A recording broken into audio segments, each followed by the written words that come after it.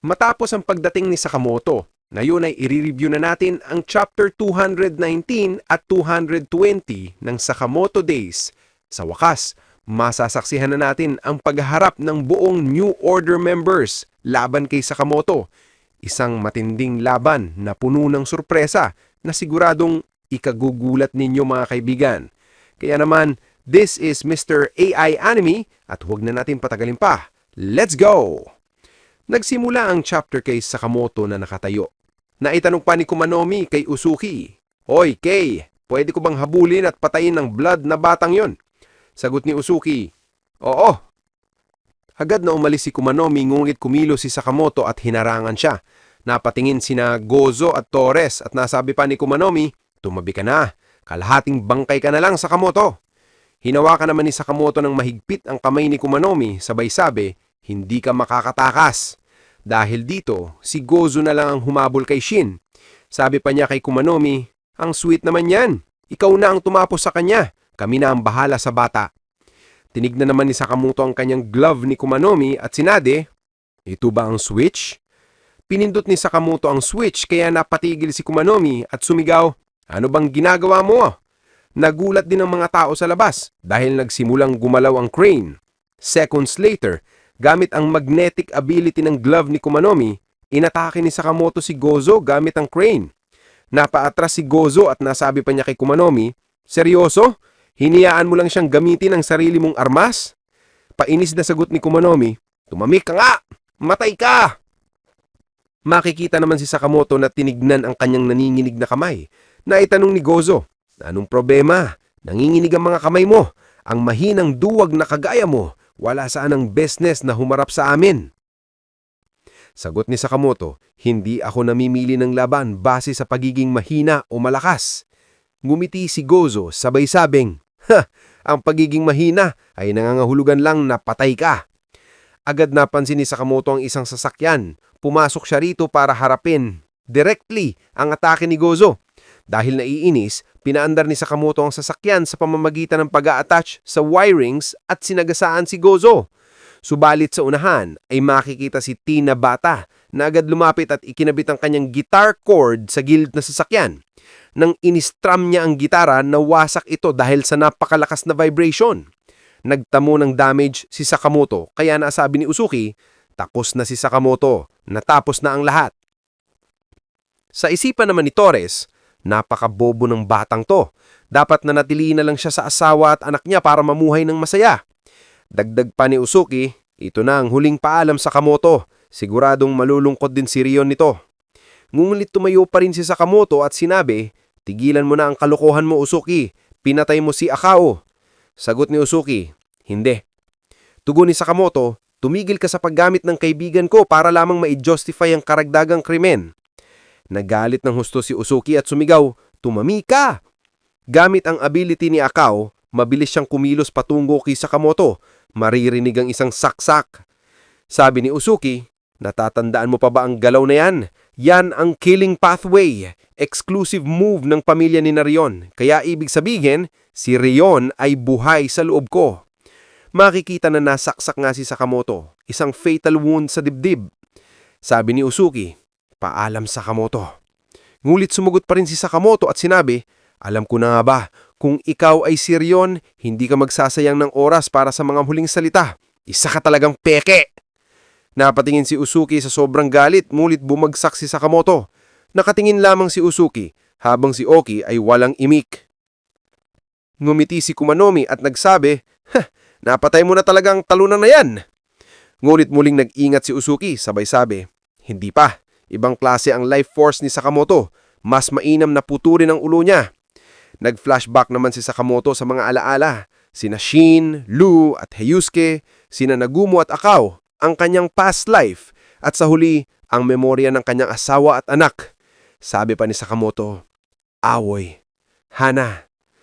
Aatake na sana si Usuki para putulin ang leg ni Sakamoto, ngulit biglang sumigaw si Shin, "Huminto ka!" Nagulat si Usuki at napatigil. Agad namang kinuha ni Kinda si Sakamoto at naghanda. Sa kanyang isipan nasabi ni Kinda, "Usuki."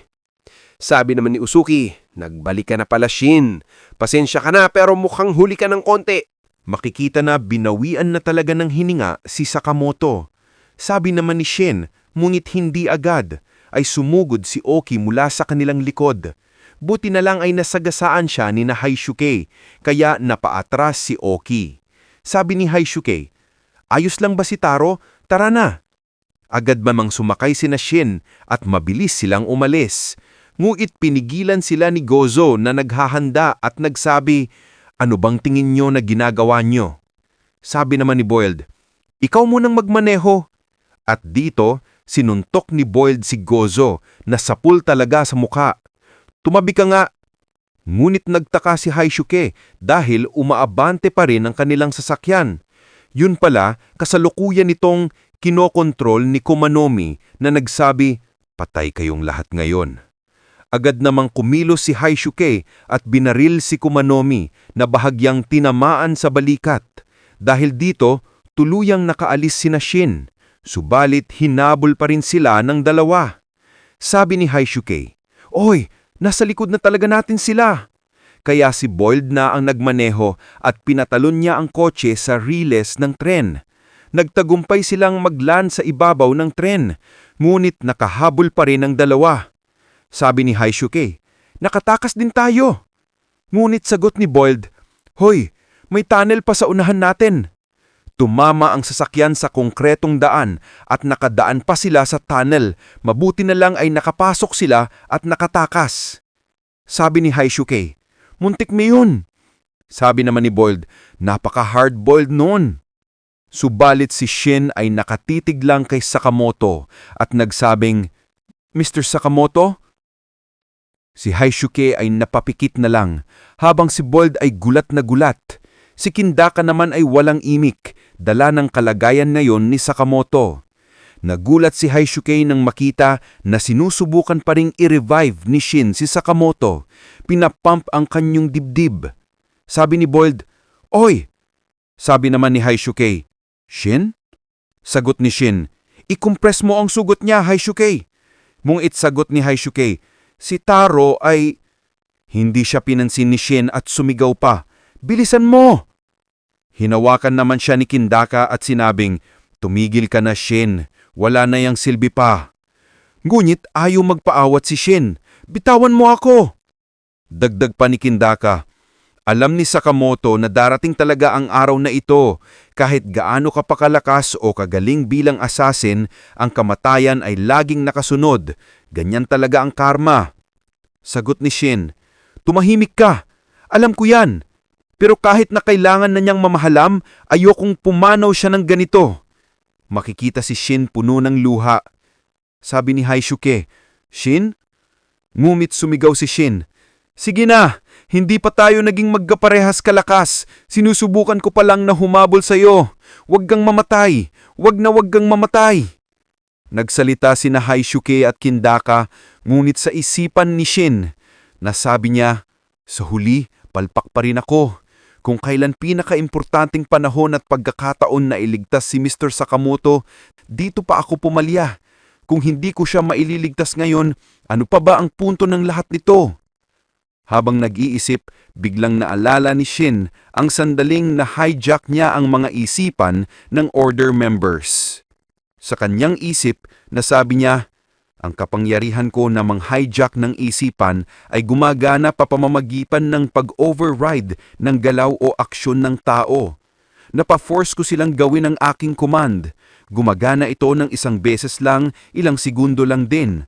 At simula nang huminto ang tibok ng puso ni Sakamoto, ilang segundo pa lang ang nakalipas. Ibig sabihin, ang utak niya ay nagfa-function pa, hindi pa siya tuluyang namatay." Ngumiti si Shin at nagsabi, "Hindi kita hahayaang mamatay, Mr. Sakamoto." Nagtanong si Haishuke, "Anong ginagawa mo, Shin?" At dito, binigyan ni Shin ng command ang isipan ni Sakamoto na patibukin muli ang kanyang puso. Ginamit niya ang kanyang ability dahil hindi pa brain dead si Sakamoto. At sa wakas, tumibok muli ang puso ni Sakamoto. Ngunit napansin ni Shin ang kakaiba. Grabe, namatay na talaga si Sakamoto. Kung hindi lang sa kapangyarihan ni Shin, hindi na nila ito masusubukang i-revive. Pero ang tanong, Gagana ba ang last resort ni Shin? Isang napaka-crucial moment at matinding eksena mga kaibigan, malalaman natin kung ano ang susunod na mangyari kay Sakamoto sa susunod na chapter. Dito muna natin tatapusin ang video sa last panel na ito. Kung nagustuhan nyo ang video, huwag kalimutang mag-like, comment, follow at subscribe para sa mas marami pang videos tulad nito. Maraming salamat! This is Mr. AI Anime and see you guys again on my next video.